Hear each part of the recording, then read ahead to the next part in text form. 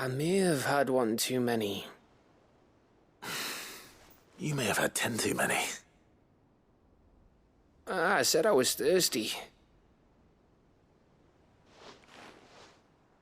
Better get back to work anyway, after I walk this off. Clive? What is it? Thanks for, you know. I know.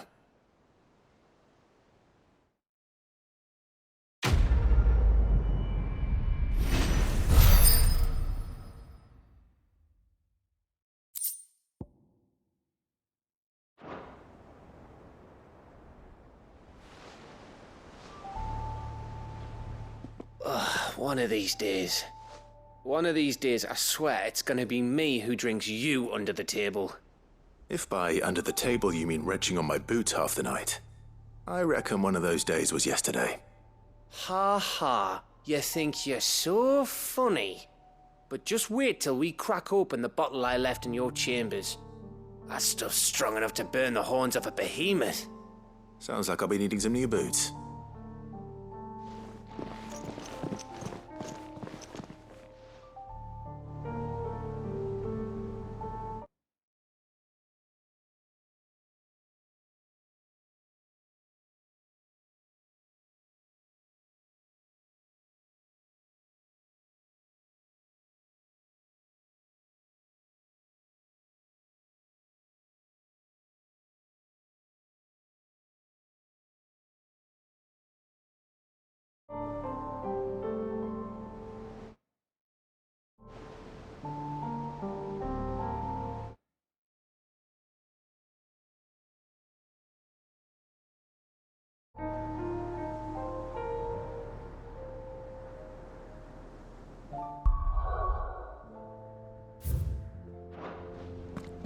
Do you think they'll come back?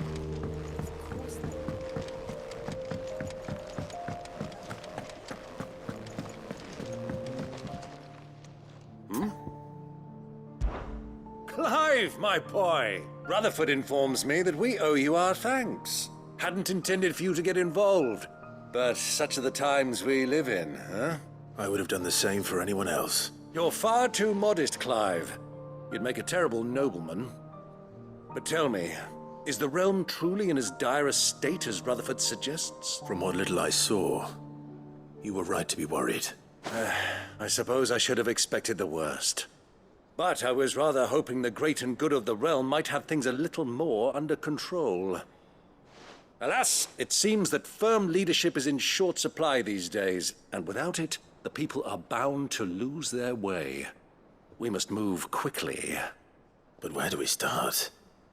True, the challenges that face us are many, but in my estimation, there are two key areas to be addressed before any other. The realm's armies and her larders. As you've seen firsthand, it's every man and woman for themselves out there. Certain cities have banded together to try and maintain some semblance of order, yes? But such cases are few and far between. And yet, the only remedy for the chaos that faces us is unity. A unity that transcends even the borders laid down by our ancestors. In short, if Storm does not stand together, she will fall apart. But how would one even begin to unite the realm? The armies, my boy. As I told you already, we begin by restoring order among the ranks of those sworn to maintain it. Sadly, I doubt I could convince even the lowliest gaggle of privates to dig a latrine together. But I do know someone the High Commanders have been known to listen to on occasion. Field Marshal Eugen Havel. I thought he was retired. He was, until an Akashic army tore through Randalar and killed most of the rank and file. There is no man alive more capable. Literally. And as luck would have it, I've already spoken with him on the matter. Of course you have. And he's agreed to help. On one condition. That he first speaks with you personally. Havel has always been a man of frustratingly rigid principle, and he has certain qualms about clasping arms with well, with an outlaw. I extolled your many virtues as best I could, of course, but the old goat was adamant that he be allowed to appraise you in person. You don't mind, do you, my boy?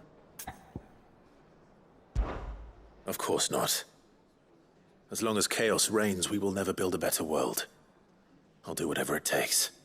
And if the Field Marshal wishes to speak with me in person, then so be it. That's the spirit.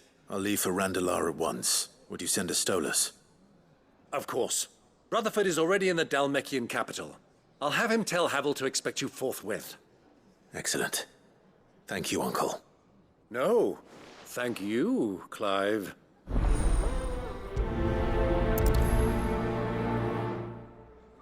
Don't worry, my boy. Rutherford is in Randalar this very moment, singing your praises to all and sundry. They'll adore you.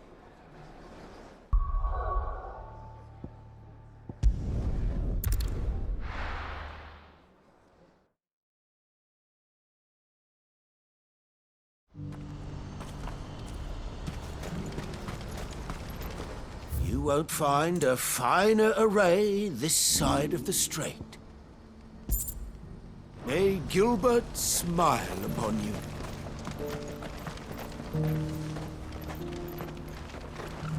What brings you to the caravans today? When we fled our childhood home,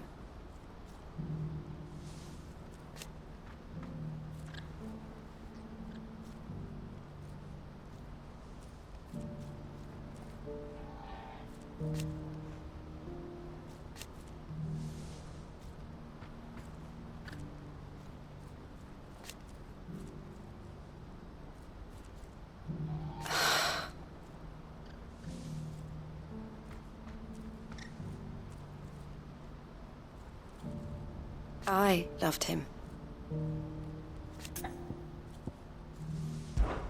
Did I tell you?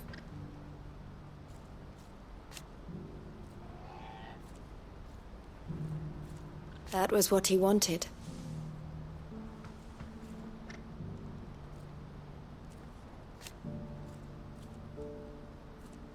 No matter how hard it might be.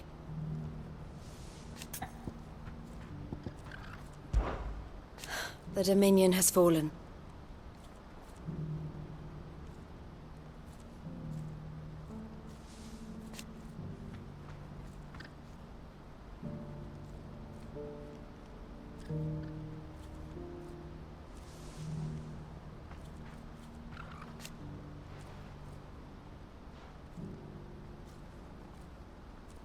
The Crimson Caravans must set an example.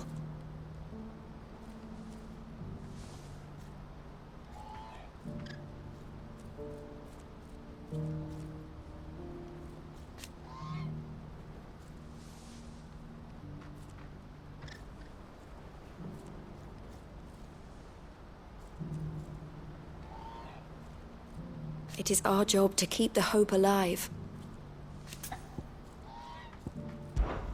Come back soon, won't you?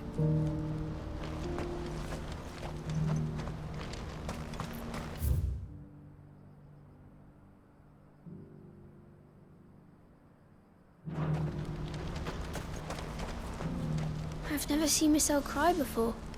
Is Theo really gone then? He's never coming back? That's true, and we have to look after Michelle, just like Theo looked after us.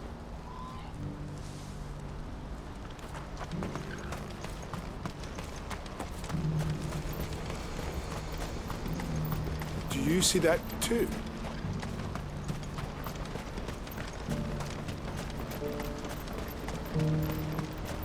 Papa? Keeps it in the air. Why doesn't it fall? Don't you go tempting fate, girl. What is it? Please, just make it stop. Make it stop. I'm scared. It's all right. I'm here.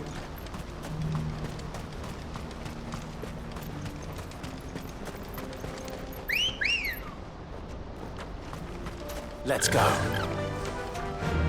Faster!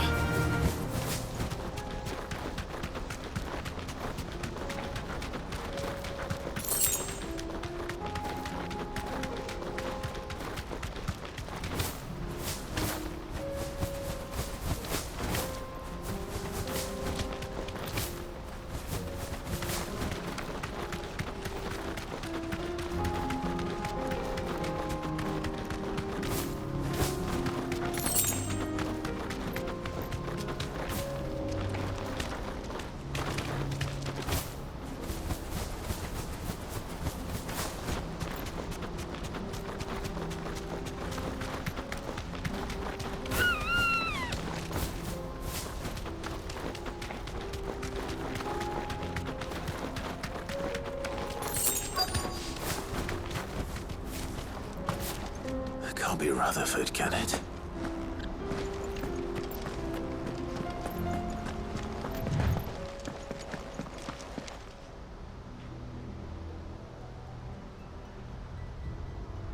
Turncoats and cowards, the lot of you!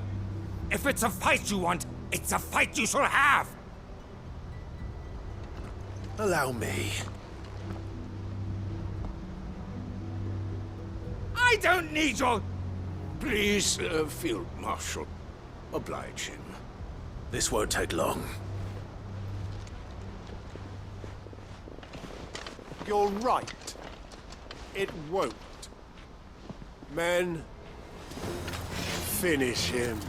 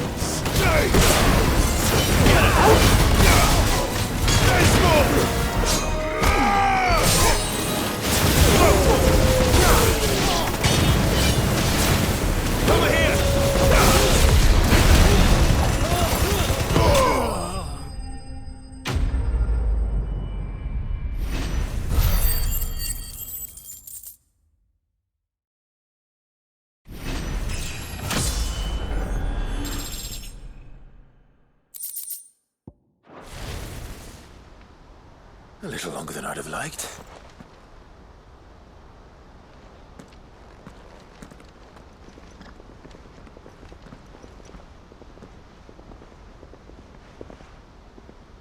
Field Marshal Havel, I presume.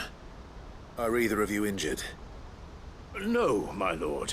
You arrived just as our escort turned on us. Fucking traitors. I'd heard reports of soldiers in the outlying regions abandoning the oaths they swore. But I hadn't thought the corruption had reached so close to the heart of the Republic. It's a fucking disgrace. Your interfering old bastard of an uncle tried to warn me, of course. My lord Marquis. Or is Sid the Outlaw more to your liking? Call me what you want. It doesn't change who I am, or the urgency of the message I bring. My uncle has a plan to right the realm, and he needs your help to see it through. Before I agree to anything, I'd have you answer one question. What do you stand to gain from all this? I won't deny that I might benefit from further chaos. But I seek a new beginning for all of us.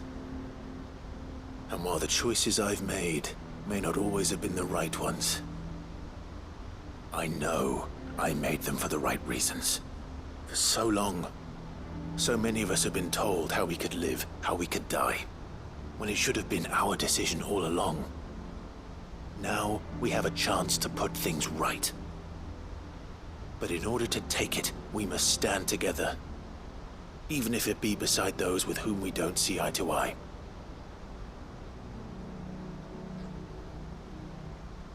Certainly not the words I expected from an outlaw. But perhaps your uncle was right. You are no ordinary outlaw. I'll never hear the end of this. All right. I'll start by ordering my most trusted guard to bring the Dalmekian fringes under control. Next, I'll make contact with my counterparts in the Imperial Army and see if I can't convince them to try and restore order in their own territory. Thank you, Field Marshal. But they are not the only ones we will need to convince. What do you mean? I don't doubt that I can bully some sense into a few generals, but those they answer to require a different kind of persuasion. And when it comes to honeyed words, well, we will need an envoy. One who can court even the most stubborn of statesmen. You, perhaps. I'm flattered. But I'm no diplomat either. And I have other problems to attend to. What we need is a skilled arbitrator. And I may know just the person. Is that so? And would he happen to be an outlaw too? Of a different kind, perhaps. Well, beggars can't be choosers. I suppose we'll all have to find a little of the outlaw in ourselves if we're to make it through this. Very well. Send your man to me right away. I shall.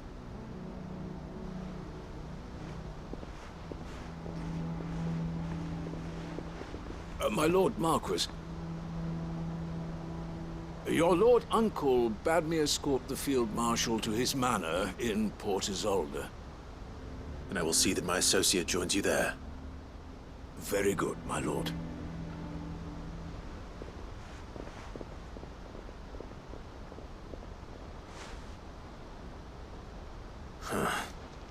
An envoy. I'm not sure I'm the man to talk anyone round. I can barely convince my brother to take his medicine. No. This is a job for someone with experience. Someone like Quentin. I hope I can convince him at least.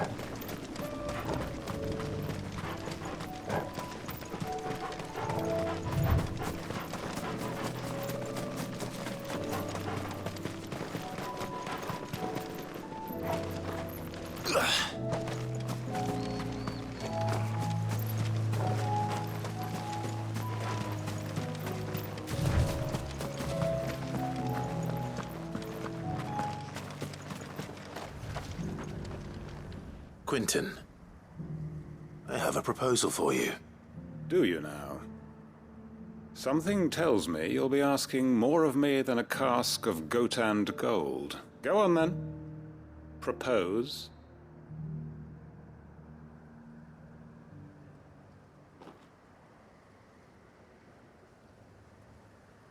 You'd have me convince the chiefs and chamberlains of the realm that they should simply swallow their pride and do the one thing that has proved impossible for thousands of years. Was there anything else? Perhaps I can fetch you a meat pie as well. I know it's a lot to ask, but I can think of none better suited to the role. And you'd have me give up what little I have left to do it. I told you, Clive. The people of Lostwing are my family, and I cannot abandon them. You'll have to find someone else. I'm sorry to hear that. So am I. And why might that be? What he's asking. How's it any different to what you've done so far? They want you to speak for those who can't speak for themselves. That's what you do best. If it's the vineyard you're worried about, we'll see that the grapes are picked and the tons filled. You know we will. It's not that. Then what is it? You said yourself we're family. Don't you trust us?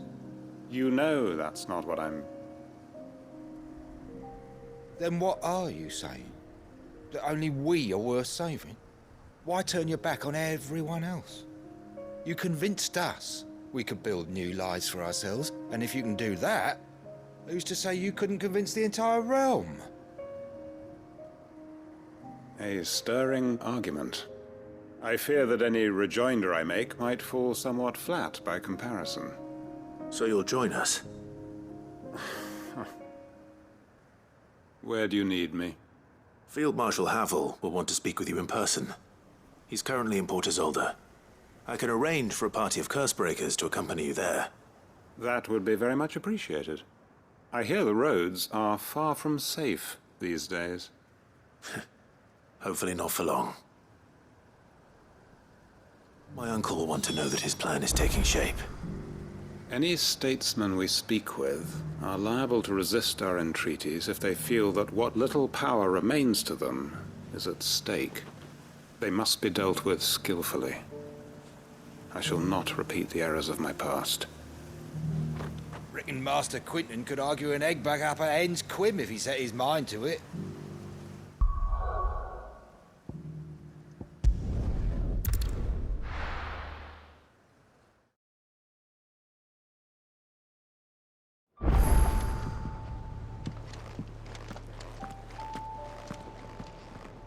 Uncle, I bring good news. The Field Marshal has agreed to your plan. Ha! Of course he has. I didn't doubt you for a moment, dear boy. Rutherford is accompanying him back to your manor in Port Isolde as we speak. They will await your return there. As will one other. One other? Who, exactly? Lord Havel was concerned that even if he could get the realm's armies to agree to an accord, he might not be as successful in convincing those with political power. He asked if I might have a solution, and I suggested a certain Imperial Lord Magistrate turned Liberator. One of your co-conspirators?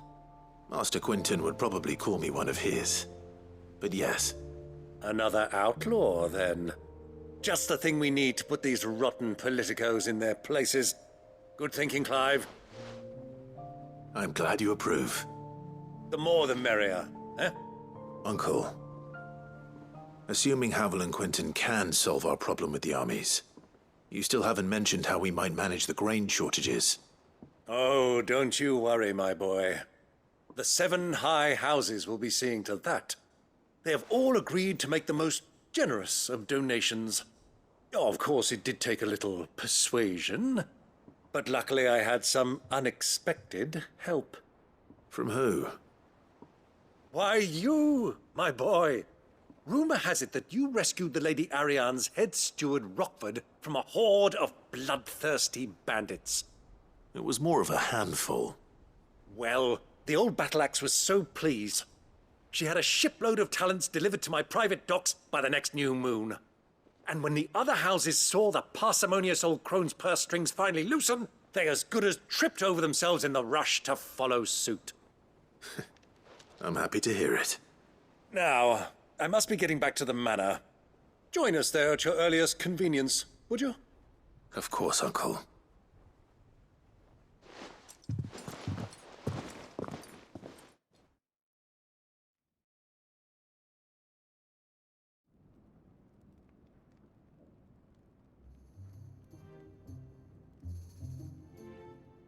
And how, pray tell, will we get that grain to the capital if the roads are still overrun with akashic? You find another bloody road. I only have so many men, and I'm not about to send them headlong into an ether flood. That is, unless you'd have them turn as well. Well, I'd certainly eat less. Says the man with a belly bigger than a band of curls. My soldiers actually need their rations. Without any food to keep them going, they'll be dead even before you've sent them on your fool's errand. If I may, gentlemen, perhaps I might suggest an alternative approach. Though supply routes are indeed disrupted, there is no shortage of ships. Indeed, they bob away in every bay from here to Randalar, awaiting a safe haven. Allow them to make port and fill their bellies full of grain. And once those who crowd the cities are fed, ferry the displaced back to the countryside to work the fallow fields. Ah, but I'm sure that you wish to continue your discussion. Forgive the interruption. Two such firm friends as yourselves need no help from the likes of me. Rutherford spoke fondly of the great bond between you. Us? Friends? I can't stand the man! Clive, I'm beginning to question the quality of the company you keep. And what kind of company are you expecting him to keep? The man's a criminal! Criminal? How dare you? You are not fit to breathe the same air as this fine, upstanding young gentleman. Upstanding? He calls himself Sid the Bloody Outlaw! Once more onto the breach.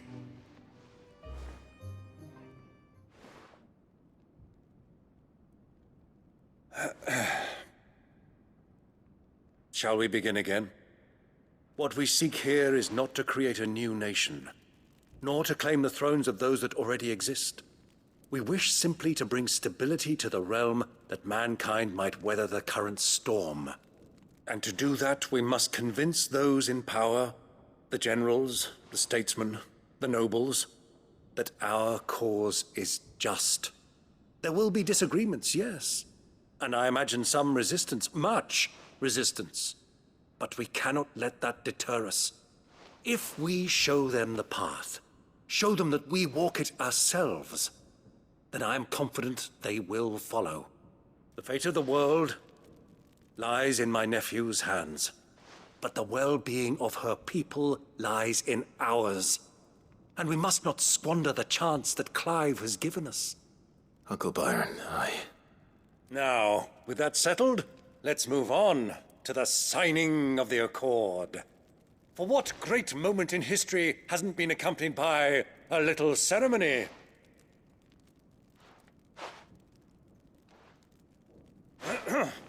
Citizens of Valisthea, I present to you the Triunity. Rutherford, Mike Will.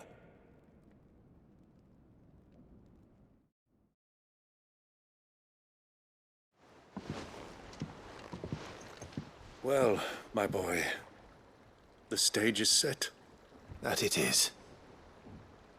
This is the role you were born for. Now I ask only that you trust in the talents of your supporting cast. We shall play our parts to the best of our abilities, that you might have the opportunity to shine. The realm needs its Sir Crandall, and there is no better Crandall than you, Clive. I want you to keep this signed accord as proof of our faith in you. I will. Thank you, Uncle.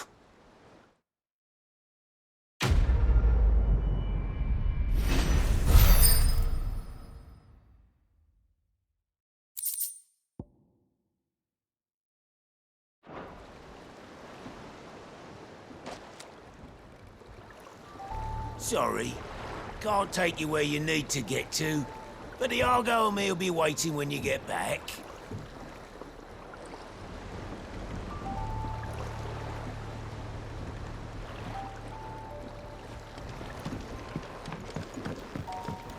What do you think that thing is? And how the hell It's is a it gonna damn deal with that? distraction, is what it